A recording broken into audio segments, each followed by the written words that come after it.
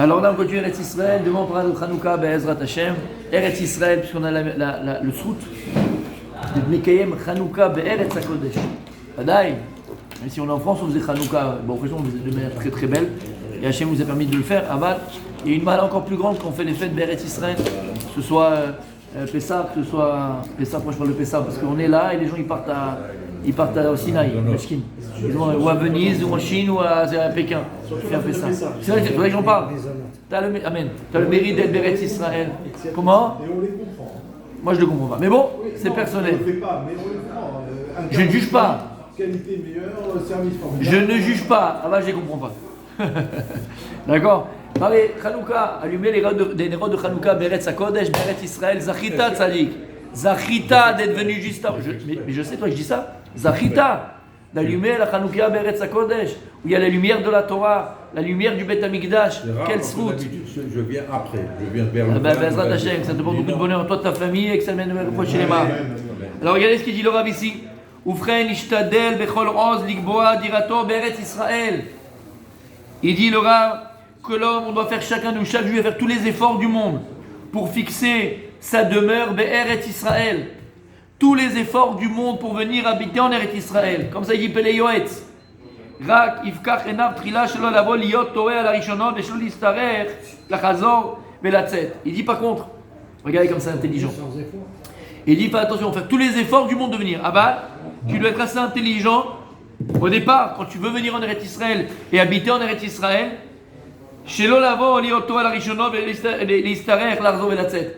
Ne viens pas comme petit bonheur la chance. Viens pas au petit bonheur la chance, la fleur au fusil, je sais pas, non. Parce que c'est peut-être, tu vois, pas plus grave, c'est pas gravité, mais le type il dit moi je vais venir, on va venir, mais finalement à la fin il retourne. Non, si tu viens, c'est avec les deux pieds. Pas un pied là et un pied là-bas. Il faut avoir les deux pieds en Eretz Israël. Donc il faut se préparer. Étudie la ville où tu vas aller, réfléchis, viens faire un voyage de prospection pour la ville, pour les écoles, pour le travail, pour les machins. C'est pas au petit bonheur la chance. La vie en Eretz Israël est très dure. Faut pas mentir. La vie, elle est très dure, mais elle est merveilleuse. Et c'est ça tout le paradoxe. Elle est très dure, mais elle est merveilleuse. Elle n'a pas d'équivalent. Je parle de vie, je te parle pas d'aller une semaine te promener ou te faire vacances. Je parle de la vie, le vécu. Il n'y a pas d'équivalent. Même si Béhémet, c'est très difficile et c'est un combat tous les jours. Comme on a dit. Ene Hachem, les yeux de Dieu sont début de l'année jusqu'à la fin de l'année. Ici, c'est un combat. C'est un combat, tous les jours, c'est un combat. Tous les jours, c'est un nouveau jour. Aval, Baruch Hachem, tu respires Eretz Israël, tu respires la Gdusha, tu respires dans ton pays, sur ta terre. Pas simplement au niveau national, au niveau de la Gdusha d'Eretz Israël, au niveau de la portée d'Eretz Israël. C'est comme si tu avais une plante et pendant 20 ans, malheureusement, on a dû l'enlever de sa terre et la mettre à Grenoble, la mettre à Bordeaux, la mettre à New York. Bon, la plante, elle est là-bas, elle est là, elle vit, on l'a mis dans une terre. Elle n'a pas sa splendeur, elle n'a pas sa couleur, elle n'a pas son odeur. Prends cette plante, tu le remets dans sa terre natale, Be'eretz HaKodesh, elle retrouve sa couleur, elle retrouve sa splendeur, elle retrouve son odeur. C'est pareil, il dit le marché Kadosh, le marché comme ça, il explique. Comment pendant toutes ces années, 2000 ans d'exil, combien de peuples ont eu le dessus sur Eretz Israël? Combien de peuples ont conquis Eretz Israël? Combien de peuples? Il y a eu les Ottomans, il y a eu les Romains, et il y a eu les croisés, les croisades, il y a eu les Anglais, il y a eu les musulmans, il y a eu tout ce que tu veux, il y a eu qui était là? Et depuis 2000 ans, elle est restée une terre de... Pas du tout. De désert, de désolation. Ayen, Châteaubriand. Lamartine, Châteaubriand aussi, quand il est venu à Jérusalem. Lamartine, quand il a fait son voyage en Israël. Quand il décrit la terre d'Israël, c'est des marécages. Jusqu'à combien? 70 ans, 80 ans, c'était des marécages. Il n'y avait pas de peuple qui habitait ici. Il y a une vidéo qui est passée comme ça, très sympa. Je ne sais pas si vous l'avez vu, sûrement, parce que si je l'ai vue, c'est qu'elle est passée partout. Elle a eu beaucoup de vues. Et comme ce qu'elle m'a envoyé, il y a un Israélien qui s'est passé pour un rebeu comme ça. Et il va à Ramallah, il va dans tous les endroits où il y a les Palestiniens comme ça et tout. Et dans la rue, il pose la question aux Arabes, quoi, là-bas, aux musulmans, quoi, aux Arabes. Il leur pose la question, il dit, vous pouvez me dire d'où vient le mot Palestine? Il demande pas un, il dit, je crois, il dit c'est de la terre boueuse. N'importe, ils savent pas. Et ils te disent, non, je sais pas. Ils savent pas. Ils savent pas c'est quoi Palestine. Ils connaissent pas le mot Palestine. C'est pas ce qu'on appelle. C'est une invention, exactement. Ça a été inventé. Inventé par les Romains. C'est les Romains. C'est les Romains qui ont inventé le nom de la Palestine. Et les Romains. Ce peuple qui dit Ah oui, bien sûr. Mais les Romains, ils ont même essayé, parce qu'ils voulaient enlever toute trace du judaïsme en Eretz Israël. Et ils ont même essayé de changer le nom de Jérusalem.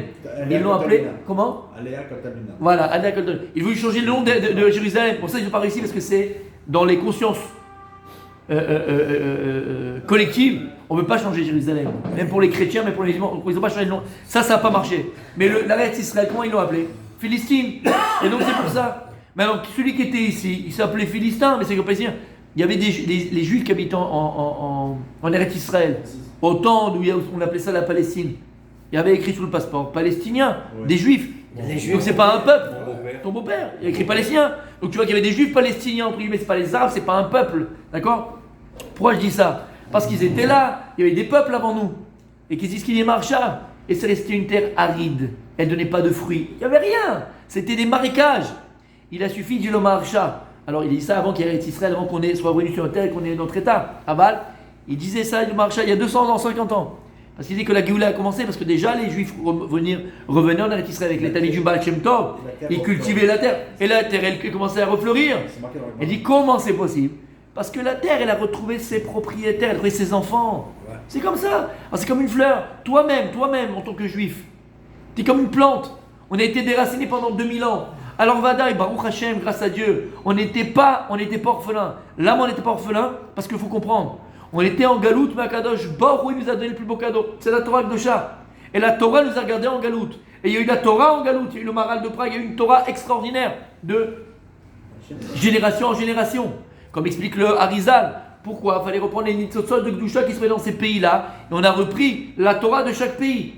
Aval, En Torah, Kei Torah Teret Israël. Cette plante, quand elle revient, ce juif, quand il revient sur sa terre, tu reviens sur ta terre, tu reviens à ton maximum. Ton odeur, elle n'est pas la même. Quand je parle d'odeur, c'est l'odeur de tes mitzvot. On l'avait expliqué. On l'avait expliqué. On l'avait expliqué, mais c'est Emet. Ouais. Ton odeur, elle n'est pas la même. L'odeur de tes mitzvot, elle n'est pas la même. Ta conscience, elle n'est pas la même. Ta personne, elle n'est pas la même. Lama. Parce qu'ici, tu es sur ta terre, tu es une plante qui revient sur sa terre. Elle pousse comme il faut, elle pousse comme il se doit. On plante ce qu'on veut, ça pousse. Ça pousse, c'est le miracle d'Eretz Israël. Pourquoi elle reconnaît ses habitants? Et donc il dit le Rav, si on a une mitzvah, la mitzvah de Ishuv Eretz Israël, c'est une marloquette, d'accord? Le Rambam, il ne la ramène pas. Le Rambam, il ne ramène pas cette mitzvah de Ishuv Eretz Israël. Aval. Le Rambam, il ne la ramène pas, le Rambam, si je ne me trompe pas. Et malgré tout, Halakha le Maaseh, la mitzvah de Ishuv Eretz Israël, c'est d'acheter une dira, je vous ai dit, c'est acheter une dira vers Eretz Israël. C'est acheter une maison en Eretz Israël, d'habiter sur une maison. C'est ça, Ishuv Eretz Israël. Ishuv Eretz Israël, c'est d'acheter une maison égale. Après, on peut passer le petit. Après, égal, on fait passer. T'inquiète pas. Après, on fait passer. Donc, c'est d'acheter une maison vers Israël, d'habiter vers Israël. Ishuv Eretz Israël.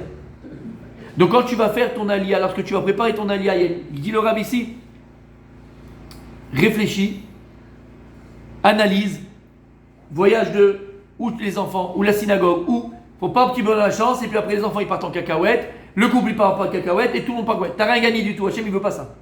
Je répète, Hachem il veut pas ça. Vadaï, je répète. Ishtadel bechol roz ligvoa dirato ber Israël. Tu dois faire tous les efforts du monde pour venir habiter en Israël. Attention, je répète ce qu'il a dit. Abal, intelligemment. Parce que si tu viens juste pour un an et tu retournes après pour 25 ans, on n'a rien gagné du tout. On n'a rien gagné du tout. Donc il faut le préparer, il faut le réfléchir. Il faut l'analyser, mais après tout ça, malgré tout, on va dire la vérité. On va le dire. D'accord, il y a des gens que la terre rejette. Bien sûr. Mais attention, je ne rentre pas dans ça, moi. Moi, je rentre tout ce que tu peux faire. Mais malgré tout, malgré que tu vas préparer, malgré que tu vas analyser, malgré que tu veux, à la fin, Habibi, Tachlès, c'est beaucoup d'émouna.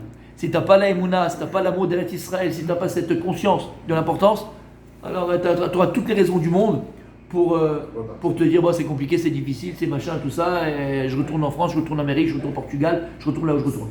Habibi, quand tu viens en Israël, tu viens avec les deux pieds. En malasat, il n'y a plus rien, c'est fini. Tu viens avec les deux pieds ici, Bezrat Hashem, pour construire ta vie, ta nouvelle vie, tes enfants, une question des enfants. Donc ça, c'est très important. Très bonne question, Otamou Babli, on en parlera une autre fois.